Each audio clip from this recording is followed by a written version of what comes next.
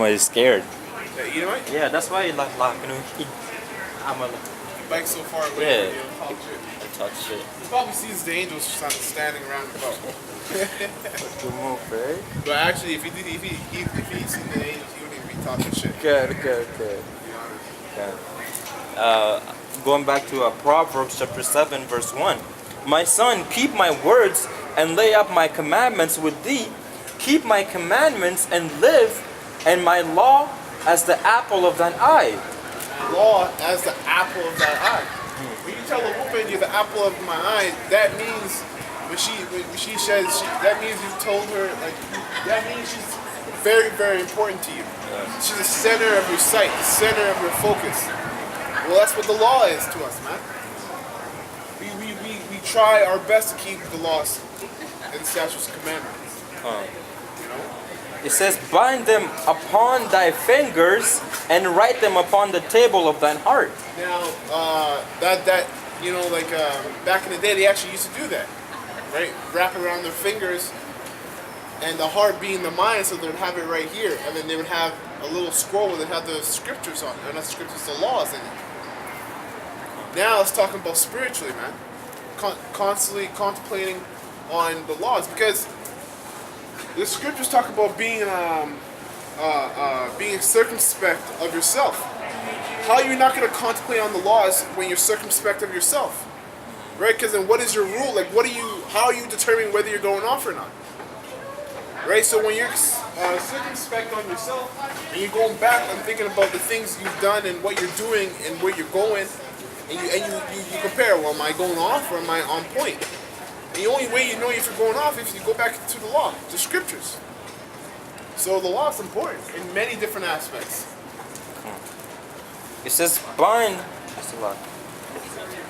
them upon thy fingers and write them upon the table of thine heart. Say unto wisdom, thou art my sister, and call understanding thy kinswoman, that they may keep thee from the strange woman, from the stranger which flattereth her with her words. Right. Which is this, these different philosophies, Yeah, I was right? gonna say that's twofold. They're actually talking about different philosophies like Islam, and Catholicism, Catholics. Con. I got another precept, to back that up. Proverbs chapter 5, verse 7. Hear me now, therefore, O you children, and depart not from the words of my mouth. Remove thy way far from her. Salakia. Remove thy way far from her, and come not nigh the door of her house, lest thou give thine honor unto others, and thy years unto the cruel. Lest strangers be fulfilled, Salakia. Lest strangers be filled with thy wealth, and thy labors be in thy house of a stranger. And we already did that, man. We already went off and did that, because guess what? The strangers are already filled with our wealth. They get this world is supposed to be only for Israel, and the riches of this world is for Israel. But guess who devoured? The strangers. Esau right now is at the peak of his heaven.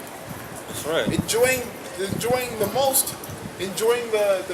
things of this kingdom, of this world. Different foods, the gold, the riches, the women.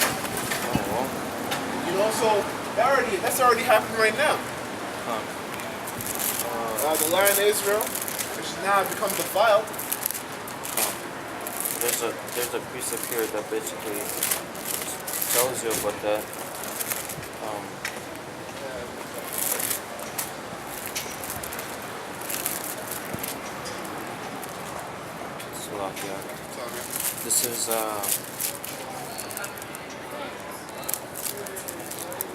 This is the book.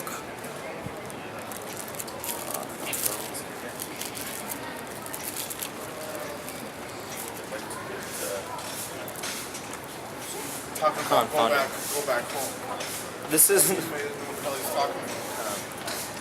the book of Psalms, chapter 17, verse 14.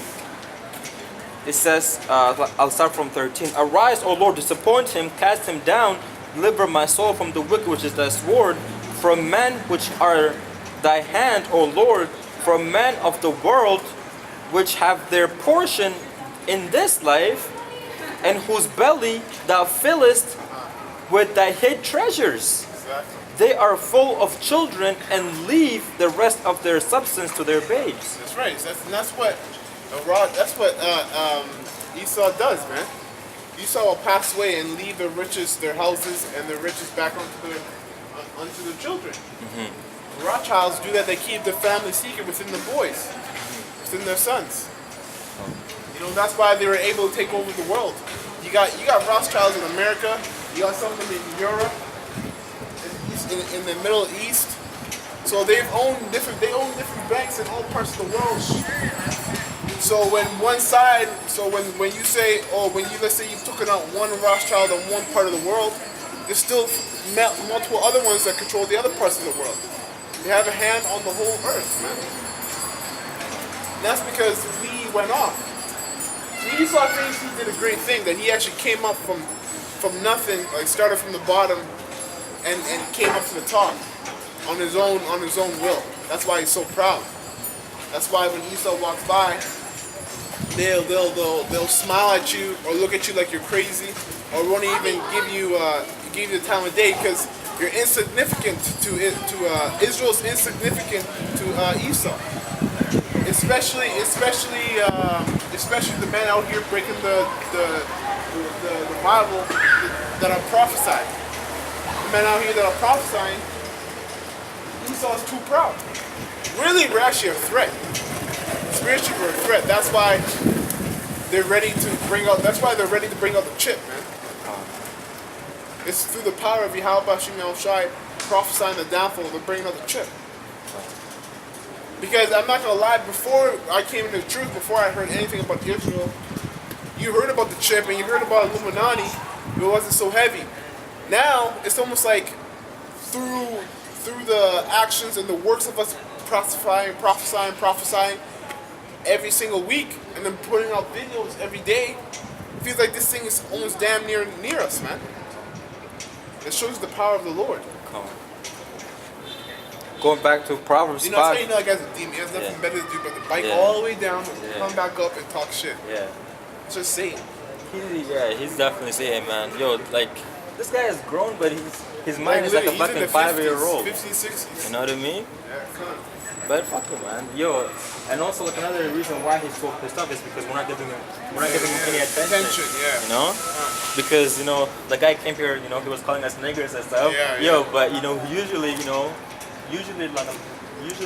black people get offended off of that. Get offended and then they want to fight. Yeah. But you know, we didn't say anything. We just, you know, it's like spiritual, man. You gotta stay in the spirit when you're out here. Yeah.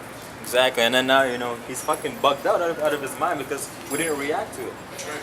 You know. But going back to Proverbs 5, verse 7, hear me now, therefore, you children of Israel, and depart not from the words of my mouth. Verse 12.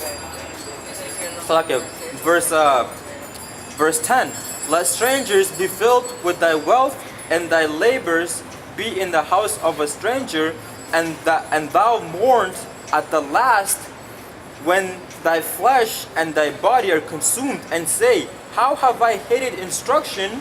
And you know how our labors are in the house of the wicked? Where it says house of the strangers? It says, and thy labors, be in the house of a stranger. Of a stranger.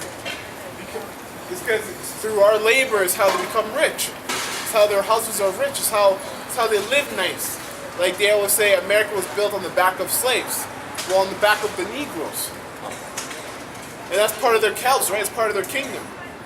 So our works labor in their house because they reap they have reaped off of our slavery. Slavery was the biggest profit for Esau from the beginning of. That was the biggest profit in history. You know, and it tells that in Daniel that it was the worst thing that's ever happened among any other nation. Daniel 12:9. And it says, and thou mourn at the last, when thy flesh and thy body are consumed, and say, how have I hated instruction, and my heart despised reproof, and have not obeyed the voice of my teachers, nor inclined my ear to them that instructed me. I was almost in all evil in the midst of the congregation and assembly. That's right, man. Basically, you're gonna regret not listening to Yahweh Hashem Yahushai, man. If you don't, if you don't hearken unto His words. Do you want me to go back to Revelation? Did you finish it? What verse were you on? I was on verse 13. Yeah, go to 14. Found. And then get to Ezekiel 7, 21. This is Revelation chapter 22, verse 14. Blessed are they that do His commandments, that they may have right to the tree of life and may enter in through the gates into the city. That's right. Oh, Ezekiel 7 and 21. Ezekiel 7 and 21. It says, and I will give it into the hands of the strangers for a prey, and to the wicked of the earth for a spoil, and they shall pollute it. My face will I turn also from them, and they shall pollute my secret place, for the robbers shall enter into and defile it. And defile it. That's right. Keep on that. The robbers shall enter and defile it. Rob was talking about Israel, and not Israel. It's like Esau. In that land, and it's talking about the land of Israel. They have robbed and defiled that land. That's right. That's right. And you know how they robbed that land? Through also the creation of Islam. The creation of Islam was a good plan. Was a plan devised to take the land of Israel. Verse 23, make a chain, for in the land is full of bloody crimes, and the city is full of violence. Therefore I will bring the worst of the heathen, and they shall possess their houses. The worst of the heathens. Now, get Second Ezra, the 6th chapter, 54 verse, where it says, "You've created the world for us, but you've given it to the heathens, and they have counted them for nothing." The Lord said He will give it unto the worst of the heathens. Now, all the heathens are already considered as nothing to the Lord. Just like just like there's a chosen, like the chosen nation is Israel. Just like there's a chosen within the chosen, well, there's a worst within the worst. Two-sided coin. Second Ezra 6:54, and after these Adam also, whom thou madest Lord of all thy creatures, of him come we all, and the people also whom thou hast chosen. Right? All this have I heathens and Israel. The Lord has only chosen Israel, and everybody else was casted off. All this have I spoken before thee, O Lord, because thou madest the world for our sakes. Thou madest the world for our sakes. As for the other people which also come of Adam, thou hast said that they are nothing, but be like unto spittle, and hast likened the abundance of them unto a drop that falleth from a vessel. That's right. So go back to that one scripture you were reading. It says, Ezekiel 7 and 23, make a chain, for the land is full of bloody crimes, and the city is full of violence. Wherefore I will bring the worst of the heathen, and they shall... The worst of the heathen that He said they were pretty as nothing. The worst of the heathens are Esau. Are you so-called white people are the worst of the heathens, actually reputed as scum of the earth. And Job talks about you guys and how he wouldn't even set you a place to be with his dogs. His dogs are people. Dogs will eat their own vomit, and Job said he won't put you in the place of his dogs. Roughly paraphrasing. So you so-called white people, Edomites, are actually, the Lord reputes you guys as nothing. The Lord says you guys are nothing. And the reason why you guys are showing you the power of the Lord, because you guys are in power. Or the elite, the super elite of Esau are in power. Which is what, I think the top tribe in Esau is Amalekites, right? Yeah. Which are these so-called Jews, these Jewish families, man. Are the Rothschilds, man. And those are the families that are in Israel right now, are these Amalekites.